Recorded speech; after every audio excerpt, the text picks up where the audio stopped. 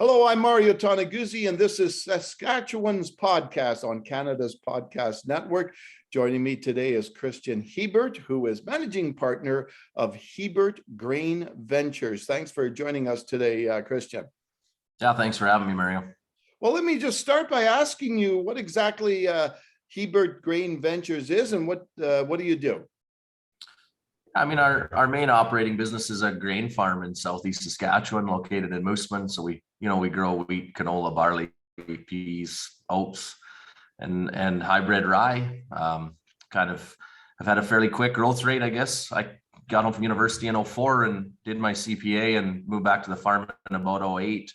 Like, we were cropping maybe 3,000 acres then, and we'll put in right around 30,000 this year. So we got a couple other arms. We got a risk and management consulting arm out of Saskatchewan called Maverick Ag, and then kind of sit on a number of advisory boards, all to do with agriculture, ag tech, and farm management. All right, super. So, and where does your product go? So most of our product, depends on the crop. Canola, we're pretty lucky in Canada. We got a bunch of crushing plants in Yorkton and obviously a bunch more announced in Regina. So a lot of the value add is done right in the province of Saskatchewan. A lot of our malt barley goes into maltsters in either Manitoba or Saskatchewan, and a lot of the wheat is shipped, by train out to the coast and then overseas. Okay, super then. And how long have you been doing this with the grain ventures? Yeah, I grew up on the farm, as I said, and then went away to university. I can't say that I was planning on coming back to the farm. It was more the business side of farming drew me to it more than farming. So we launched partnership with my parents, my wife and I did in 2009, and kind of technically launched Hebert Grain Ventures. But the original fields, we've been farming since my dad was 10 years old. All right, super. I understand that you have a philosophy regarding sustainability and sustainable practices. And in fact, you recently named a climate positive leader. First of all, can you talk a little bit about what your philosophy is when it comes to that? Yeah, so we've had kind of a long-term legacy statement, that basically says generation after generation, we need to improve our land, our financial statements, and the industry. So I think sustainability and regenerative agriculture and climate change are all really good buzzwords that marketing companies and the government are currently using. But I think agriculture, has been pretty focused on the sustainability, especially of its land, for decades and centuries. It's the only way we can grow good crops is to continue to improve. Yeah. Now, do we learn new things every decade, of new practices we need to implement to continue to be better? Absolutely. But it's been forefront in our management practices forever.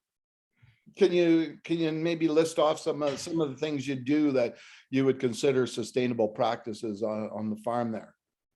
Yeah, so we've soil sampled forever on 4-acre grids, literally trying to understand every 4 acres of our operation and how to treat it differently. And that when it comes to how we fertilize it, how we harvest it, completely how we manage it on little blocks. We use, variable rate fertilizer is where you change the rate of fertilizer you're giving to each point in the farm based on what it can actually have for an output and yield. Sectional control on most of the equipment, which allows it to never overlap. So we don't double apply fertilizer or chemical anywhere. It automatically shuts off on any area it's applied, which obviously is better for plants. It's better for runoff, etc. And then, zero till is something that Western Canada especially should be pretty proud of. It's been and what I would call almost a normal practice for at least a decade, even longer, that allows the organic matter to build up and leaves a lot more of the stubble and byproducts of the crop to get put back into the soil, versus a lot of other countries don't implement that practice. Okay. Now, I understand that you operate with EOS, so an entrepreneurial operating system. Can you explain that and what that means and why that's important for you? I think all small businesses, especially ones at high growth, kind of struggle with the growth, right? We, as an entrepreneur, we always wonder sometimes if are we chasing success or creating a monster? And so, when I was younger, my dad wasn't able to show up at hockey practices after I was about 12 or 13 years old because it had almost turned into a monster. And so we worked together to ensure we didn't do it again.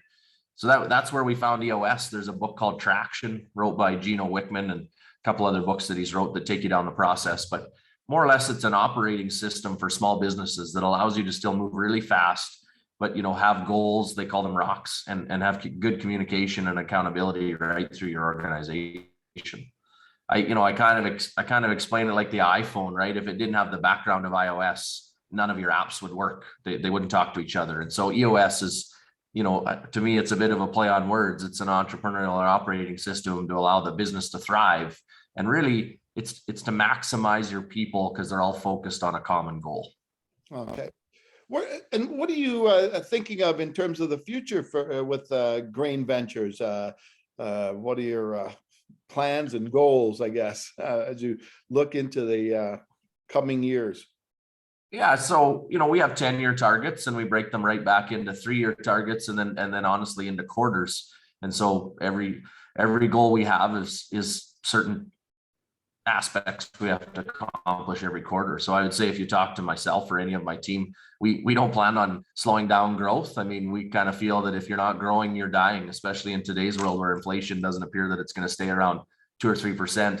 We probably need to have a growth rate higher than that. It just won't all be in crop farming, right? We have a consulting division and an insurance division, and we just are in the process of forming a foundation to help with a bunch of community type projects. So our growth won't be focused completely on acres, but we're definitely very focused on growing our business and growing our bottom line in order to allow our not only our business, but our team and our community to thrive. All right, super. Now, yeah, you mentioned before that you came back to the farm, but I'm just wondering, when you went off to university and you entered into the world of commerce and finance and all that stuff, like what were you thinking that you were going to do before you decided the lure of the farm brought you back? Well, originally, actually, I didn't know what I wanted to do, but I had decent marks, so kind of some career counselors had me focus on medicine. So I took pre-med and wrote the test to get into medicine and realized that I hated it. I hadn't even taken a class on a human body yet. So came home and was talking with my dad and said, I think I might take agronomy and come home to farm. And it was more or less him pushed me towards, I can teach you how to farm, but the business side is growing really, really fast, and farms are turning into large businesses. They're not just little farms anymore. So maybe try business. And so I took business classes the next year and really enjoyed them, kind of majored in accounting and finance, and then did my articling with Myers Norris Penny and got my CPA. And it was in my time with Myers Norris Penny that I probably made the decision to come home to farm full time. And that, I thought there was a lot of opportunities in agriculture in the next 10, 20, even 50 years. Okay. So Kristjan, growing up as a kid and growing up on the farm, what kind of lessons do you think you learned working on the farm, growing up on the farm that are good now and have been helpful now as a business person? Yeah, I think the first one is probably the term grit, or one of our values we have on the farm now is can't isn't an option, right? It's just a challenge. And so I think we were pretty lucky on the farm that dad owned the business, and if Mother Nature decided it was going to rain too much or snow, you can't just not go out to work that morning, because cows still need to be fed and crops still need to be grown. So we were taught at a young age that you can't use the word can't and you can't use the word never. They're just challenges that might take more work or a different idea to get around, but there's ways to accomplish it, and usually it's with the help of others. Surrounding yourself with a good team. I think the other one probably is, it really drove into me a win-win philosophy of, if you want to have a good team around you, you have to be focused on win-win results, right? It has to be better for everybody, not just for you as the entrepreneur. And that's the same with, the partnerships we have with those that, we rent land from or supply us parts, etc. It needs to be treated more like a partnership than a win-lose type relationship, or you just won't have any longevity to it. Yeah, exactly. And what about being an entrepreneur, Kristjan? Let's start with the positive side of things. What do you like about being an entrepreneur and a business owner?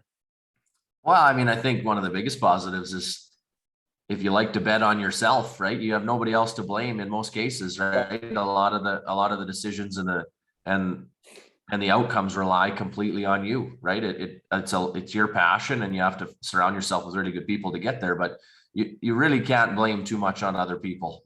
So the accountability is something that I like. We kind of deem it, we really enjoy to solve puzzles. I don't think there is many new ideas in the world today. I think we meet different people and we take little puzzle pieces from each person to build the perfect puzzle for our business or us as an entrepreneur. And to me, that is one of the most positive pieces.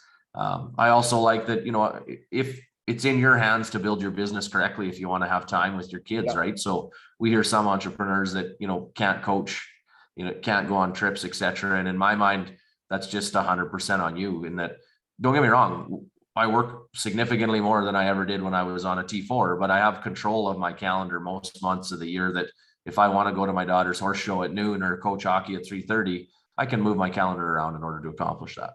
Yeah. On the flip side of things, what are not so positive about being an entrepreneur?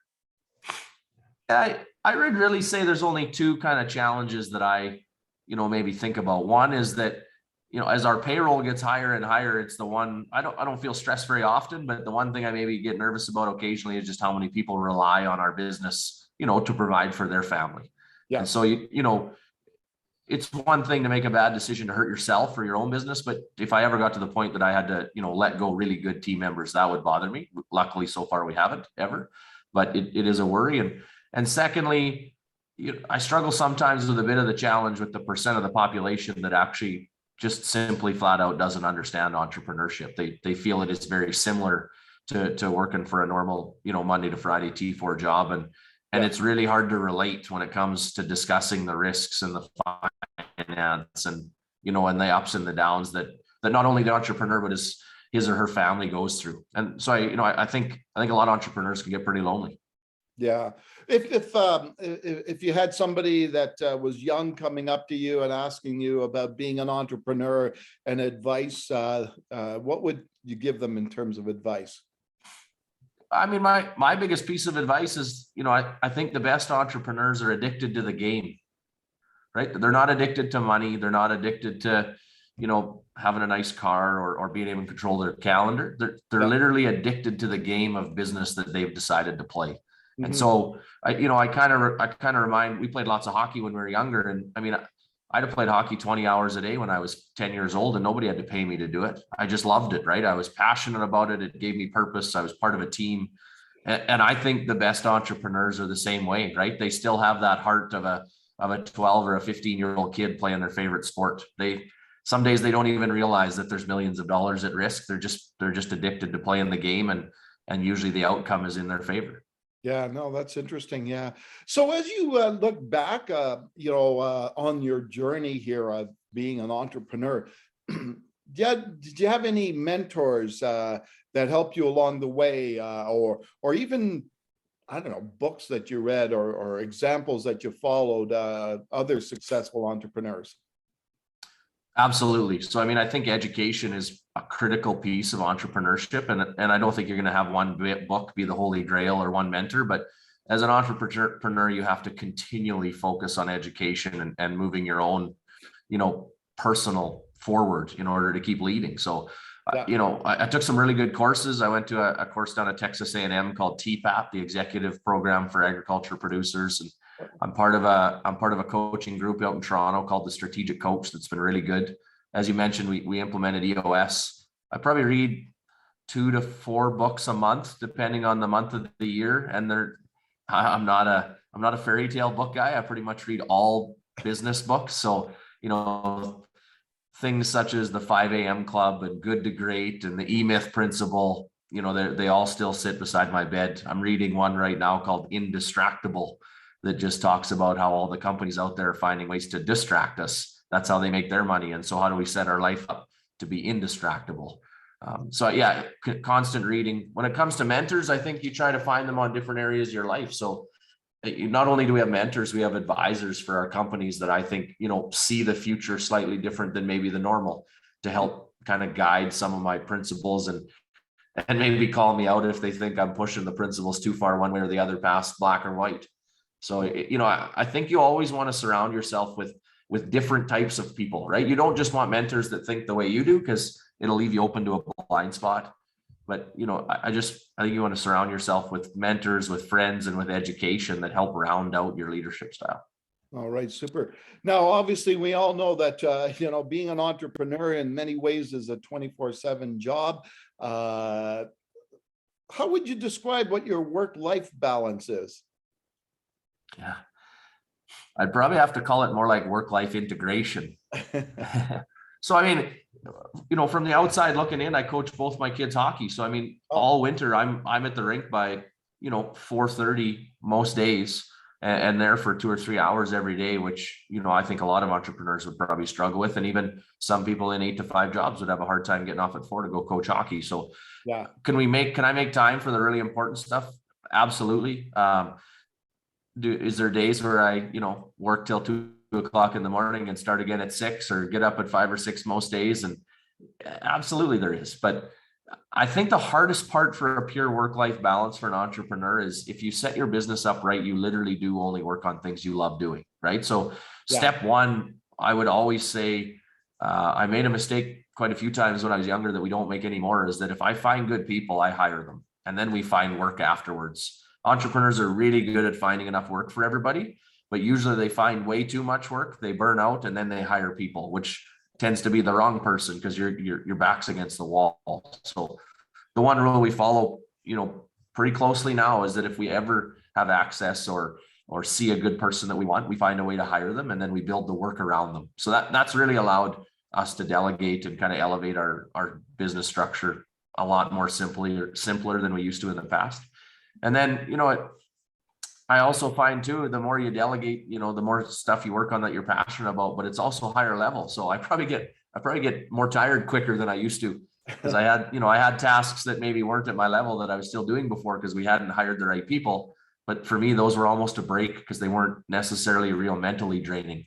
Where now most of the stuff I work on is pretty mentally draining. So, I find that I actually hit points in time in the day now that I have to stop and head home and play some mini sticks and go for a run or whatever, just to kind of revamp up to get on to the next hard task. Yeah. Do you find it hard? I've had this discussion recently with another entrepreneur just about, you talked about delegating, right? And is it hard when you own your own business to let go and let other people do their job? So absolutely, I understand how that can be hard and why. I would say as entrepreneurs, one thing we tend to do is underspend on team members. So when delegating is tough is when you've hired somebody that simply isn't ready for the position you're about to delegate to. And Yeah. sometimes as entrepreneurs, we want to feel that we're the smartest at everything. So and then we're a little bit cheap because it's our own money. So we actually hire somebody that's underqualified for the position.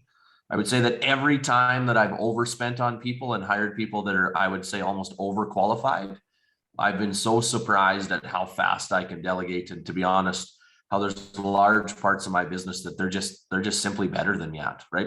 My COO is phenomenal at HR, and it was a part that frustrated me. Not that I really like being around the team and building culture, but kind of the little normal day-to-day complaints or wins, I just didn't have enough time to deal with them all, and he's really good at it. I mean, I'm a CPA that has a full-time CFO who's a CPA, because I kind of joke that I'm a recovering accountant, right? I don't really enjoy spending hours on a spreadsheet, and he does. So I think it's just ensuring that you really hire people that are qualified for what you're about to delegate, and not only qualified, probably better than you, so that after you delegate a few times, I mean, you almost enjoy the outcomes because they're better and more in depth than what you would have done. All right, super. So Kristjan, I'm just before we finish off here, I just want to ask you a couple of things about where you live, like Moosomin. Can you maybe describe that area of the province? Yeah, so Moosomin's the town right on the #1 highway. It's only 15 miles from the Manitoba border. It's right beside Nutrien's biggest potash mine. So it's a community of about 3,500 people, but the 50-kilometer trading radius is probably 65,000. So it acts a lot bigger than it is. We live on an acreage just south of town, about 20 kilometers. It's actually where my dad grew up. I bought my grandpa's farm from him, and that's where my wife and kids and I live, and spend a lot of time, playing sports, especially hockey and horses. I got a little girl that's addicted to horses, and so we have a lot of fun being outside and playing sports and spending time with horses. And what do you like about being from Saskatchewan, in the province of Saskatchewan? I think the one thing about Saskatchewan is that it's almost got a bit of an underdog syndrome, right? When it comes to not only our country, but maybe around the world. And I think Saskatchewan people in general have kind of grabbed that by the horns and almost thrive on it, right? So I find that the entrepreneurial community is it's really enjoyable to visit with. And there's a lot of people that are rooting for each other to be successful and have success in Saskatchewan. And, it's no different than when we were all playing sports. I think there's a little less pressure if you're the underdog. And sometimes that does unleash a little more potential, or we always kind of joke, right? It allows common people to achieve uncommon results. So that's something that I'd say is pretty unique about Saskatchewan.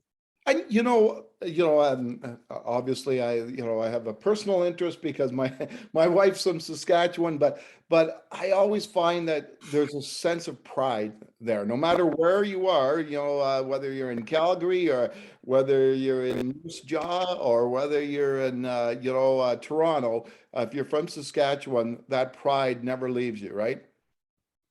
Yeah, I mean, I think it's why the Saskatchewan Rough Riders are almost a national team, right? You're right. People are, even if they're not still there, there's definitely no shame in saying you're born or you're from Saskatchewan. And like I said, I think it has a little bit tied to that kind of underdog status, and that we're a little bit gritty. And I kind of joke about our value of there can't isn't an option. I mean, when we're looking for people and people apply, I'm not going to lie to you, we lean heavily to those from rural Saskatchewan, especially, and that have a team sports background, because they understand how to work together. They understand that, quitting isn't an option. It's just a challenge, and that you rally together in order to reach results. And so I think you'd see that across the country too, that, rural Saskatchewan especially are people that most companies are looking to hire. Yeah, exactly. And they've got that work ethic and everything about working hard, and that's great. So thanks very much, Kristjan, for joining us today. Yeah, no problem. Thanks for having me. All right, that was Kristjan Hebert, who is managing partner of Hebert Grain Ventures. I'm Mario Toneguzzi. This has been Saskatchewan's podcast on Canada's Podcast Network. Thanks for joining us today.